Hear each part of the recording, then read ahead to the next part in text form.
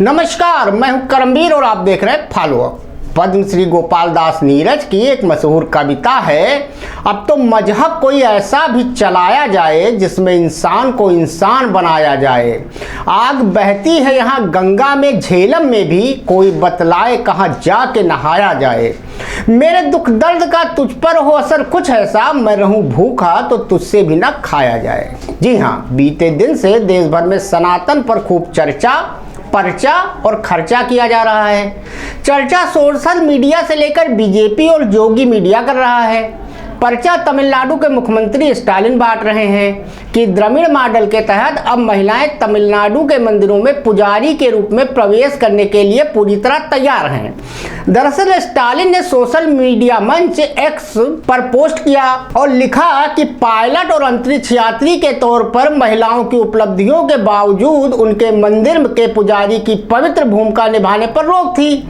उन्हें अपवित्र माना गया, यहाँ तक कि देवी मंदिरों में भी। लेकिन अंततः परिवर्तन हुआ और ये कहना है तमिलनाडु के मुख्यमंत्री स्टालिन का।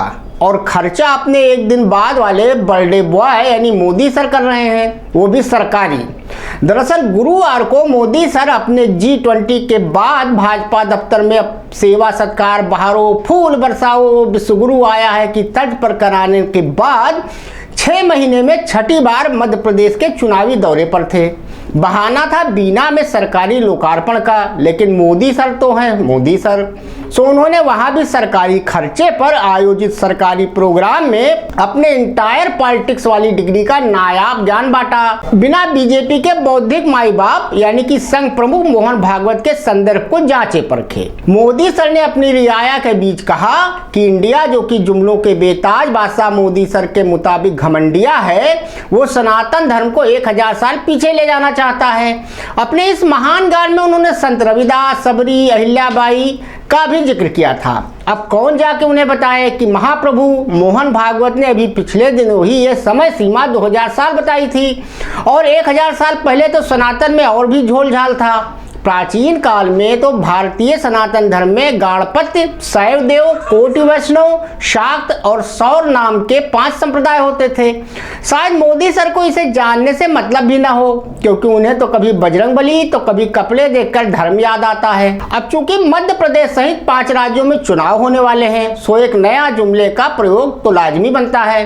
वैसे मोदी सर इस तरह के फ्लॉप प्रयोग के विश्वगुरु भी रहे हैं। आपको शायद याद हो कि बंगाल चुनाव में वो दीदी ओ दीदी वाले जुमले, हिमाचल में घर वाला जुमला, कर्नाटक में बजरंगबली वाले उनके प्रयोग पहले ही फ्लॉप साबित हो चुके हैं। सो सनातन वाले राग से संघ और बीजेपी के लिए मोदी सर अब आबैल मुझे मार ही कर रहे हैं, जिससे संघ के भीतर भी अब सुगबुगाहट शुरू हो चुकी है।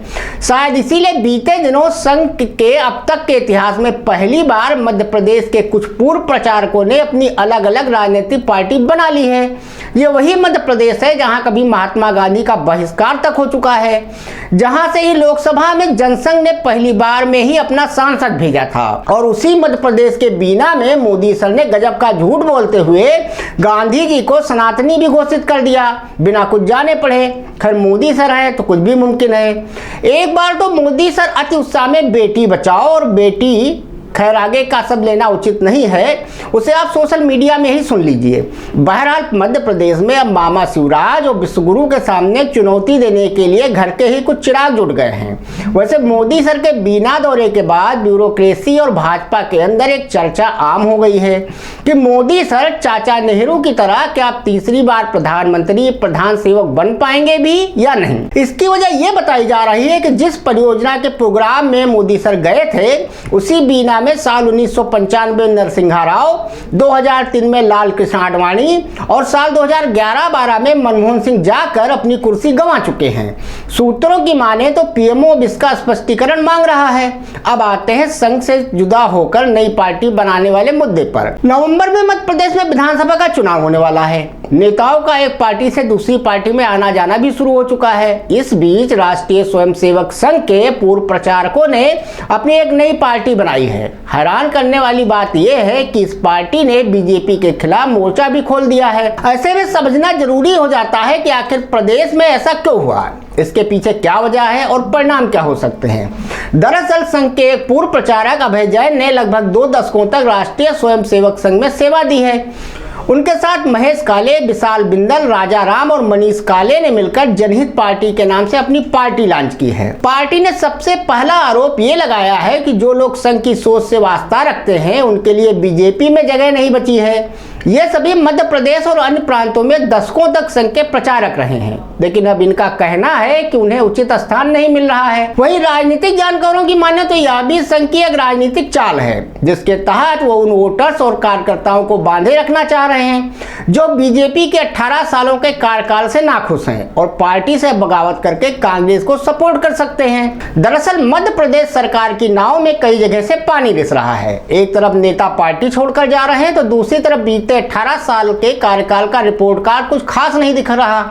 एंटी इनकम्बेंसी बहुत हावी है, मुख्यमंत्री पद के लिए भी लड़ाई चल रही है, अंतर कला भी है और भी अन्य समस्याएं हैं। ऐसे में लड़ाई भाजपा के लोग ही भाजपा के लिए कठिनाई पैदा कर रहे हैं। अब चलते चलते आपको याद दिलाते जाएं कि अपने लखनऊ के ही और मोदी सर के खास नवरत्नों में से एक ईडी के डायरेक्टर संजय मिश्रा आज मध्य रात्रि से पूर्व ईडी डायरेक्टर हो जाएंगे। वैसे अभी तक उनकी जगह कौन आएगा इसका पैनल फाइनल नहीं हुआ है। वैसे सूत्रों की माने तो केंद्रीय प्रत्यक्ष कर बोर्ड के अध्यक्ष नितिन गुप्ता और महाराष्ट्र कैडर की आईपीएस अधिकारी रश्मि शुक्ला, जो वर्तमान में अर्धसैनिक बल एसएसबी की प्रमुख हैं, ईडी के शीर्ष पद के लिए मैदान में हैं। धन्यवाद।